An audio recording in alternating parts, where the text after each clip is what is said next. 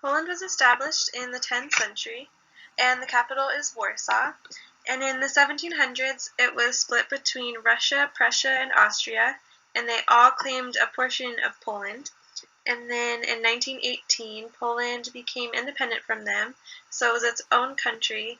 But then during World War II, it got overrun by the Soviet Germany.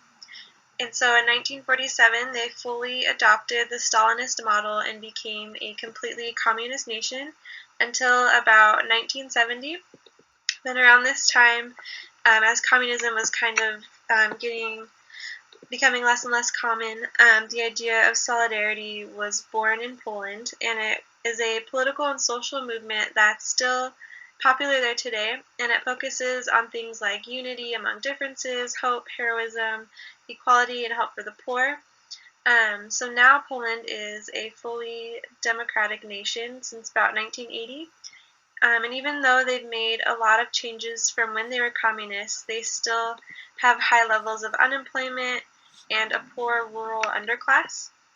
And many Polish people have immigrated to America over many, many generations, and they keep their heritage while here with things like enjoying their native foods and practicing Catholicism. So the most dominant religion and worldview in Poland is Catholicism, and many Polish people are very devout Catholics and want religion at the center of their culture. And so a big part of Catholicism can be seen in culture with their many different holy days and mandatory Mass on Sundays. And they follow many of the Christian like holidays and rituals of baptism, confirmation, marriage, and burial of loved ones. And Catholicism is very, very similar to the biblical worldview. They basically have the biblical worldview exactly. So their primary spiritual sources are God and Jesus Christ, and they follow the Bible for absolute truth. They believe that God is sovereign, history is linear, and that there is life after death with God. And so the biggest difference really is just in how they pray and some of their different beliefs. Like many Catholics pray to the Virgin Mary or saints and angels, whereas a more Christian biblical worldview would pray directly to God. And then there's things like confession that Catholics do. But the overall worldview that they have is biblical, and it's the same where they're rooted in that idea that Jesus is God and that is the ultimate truth.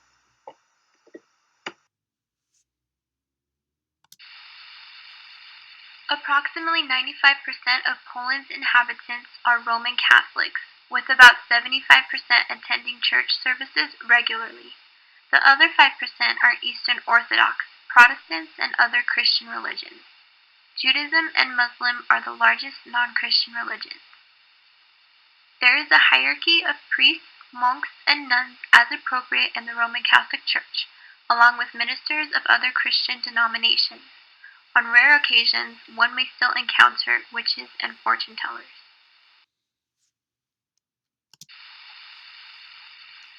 An area in eastern Poland is home to the so-called whispering witches.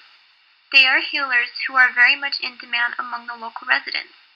There are about a dozen of the witches, and their rituals include the use of prayers, medicinal herbs, wax, bread, and water. At times, some of the more prominent witches may have long lines of people waiting outside their houses, patients who come from all over Poland. Sometimes those who visit the witches are desperate. This may be their last hope. The witches consider themselves close to the Orthodox Church and are said to donate the fees they receive to the church. In the YouTube video provided, one whispering witch is interviewed and talks about how she was chosen and what burdens come with the gift of healing. A man who was suffering from asthma came to visit the whispering witch. Her ritual of healing involved putting the young man in a trance, placing a towel over his head, and burning linen fiber over his head while chanting a prayer. She has cured restlessness, nervous disorders, insomnia, and many others. Countless people claim that it works, so as long as you believe in her healing power. Poland-born people can at times display stoicism towards pain and may suffer in silence. However, others will seek treatment as soon as symptoms develop. Some Catholic Poland-born people also believe pain comes from God, giving the person another chance to pay or atone for previous bad behaviors. Pain-relieving drugs are generally accepted, but some people try to use distraction as a means of coping with pain prior to using medication. Poland-born people desire to learn as much as possible about the side effects of various medications.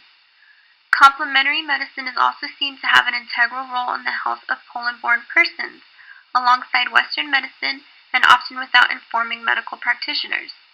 Some will use homeopathic remedies in combination with changes in lifestyle and eating habits. Word-of-mouth medication recommendations also carry a lot of weight with elderly Poland-born persons. Poland-born people also typically follow medical orders carefully and submit to various kinds of medical treatment, including tests, operations, and medications. There are also significant dates in which the people of Poland carry out rituals in order to benefit health and wellness. Some examples include the Fest of the Purification, which takes place on February 2nd, in which priests bless the gromnica, which is a candle used to ward off lightning, sickness, and general misfortune.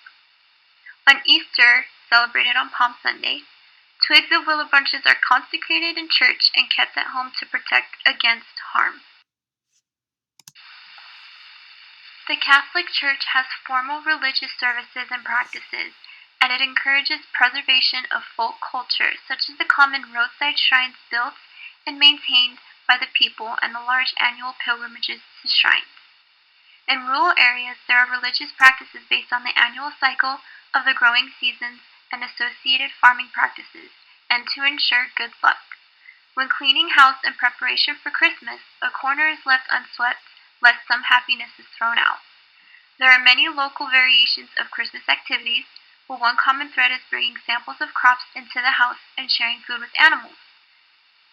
Easter was a time of resurrection both of Christ and of nature. A common rural custom is to sprinkle water on the ground to ensure a bountiful harvest. A popular extension of this practice is the dousing of people with water.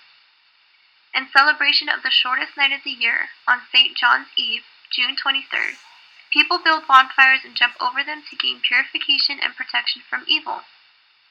In many areas, people float flower garlands in rivers.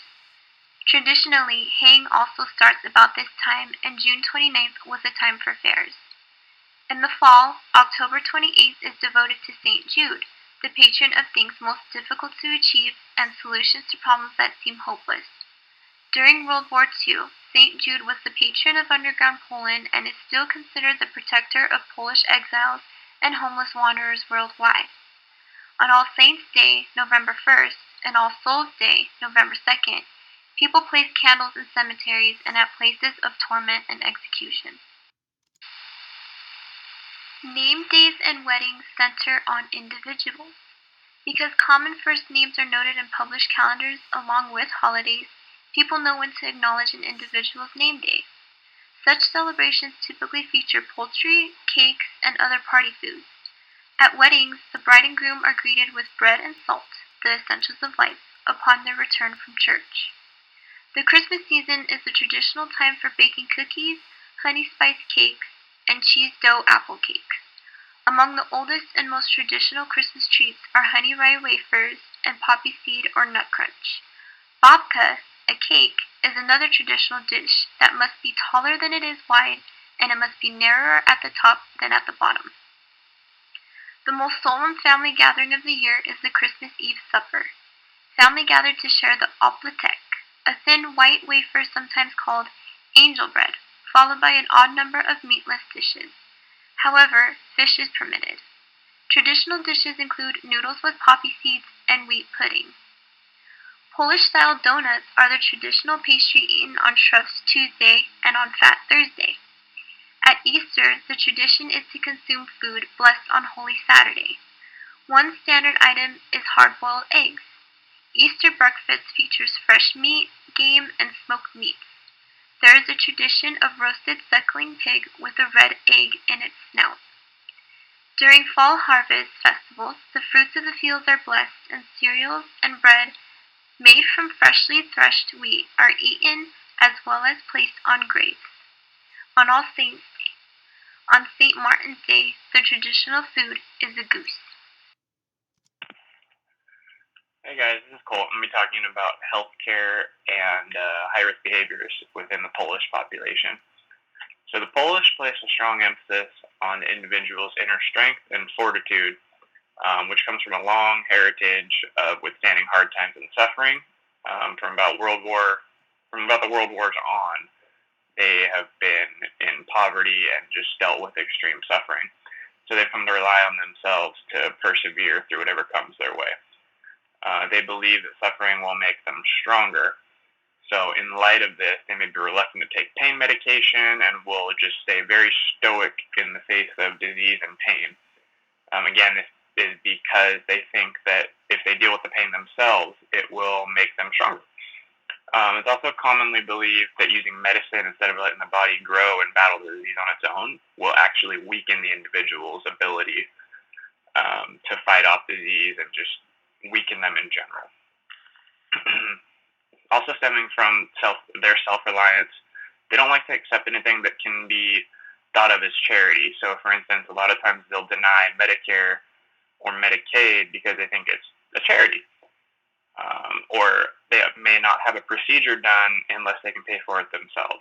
So healthcare providers need to be careful in how they explain Medicare, Medicaid, or other insurance options to avoid giving the appearance that these are handouts.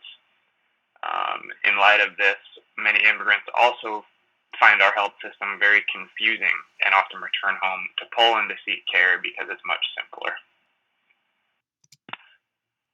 Due to the heavy industrialization of Poland and a lack of education about the effect of industry on the environment and the abuse the environment can take, pollution is a huge problem in Poland.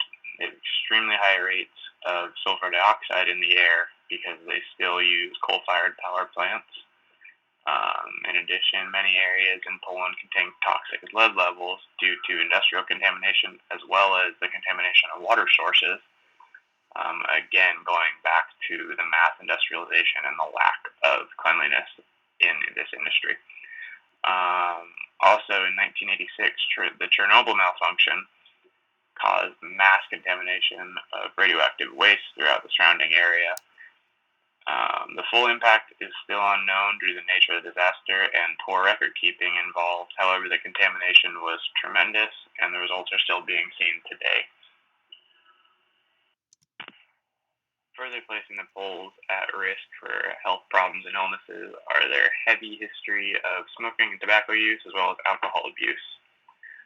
Once again, this stems from a history of war and poverty, as both of these behaviors were used as a coping mechanism and are still accepted or even expected in that culture today. Both have a social meaning attached to them. For instance, smoking is considered something that is done among friends, family, and even in the business world in order to make a deal, much like the old saying that business is done on the golf course here in America. While action is being taken to address smoking and the toll it takes on the body, it seems a blind eye is being turned towards alcoholism in Poland. It's common for families to drink together with children. The children even partake at very young ages. Part of being a good host in Poland is having enough alcohol for everyone to drink. The upper class seems to prefer wine, while beer and vodka remain the choice for lower classes. Alcohol has been used to pass boredom, frustrations, or deal with painful memories from World War II in the following years, thus heavily ingrained in their culture. Estimated that roughly 1 million Poles are alcohol dependent. So it's expected that there will be a lot of alcohol-related illnesses, such as alcoholic psychosis, cirrhosis, alcohol poisoning, GI cancer, peptic ulcers, depression, and suicide. All of these are extremely prevalent in Poland currently.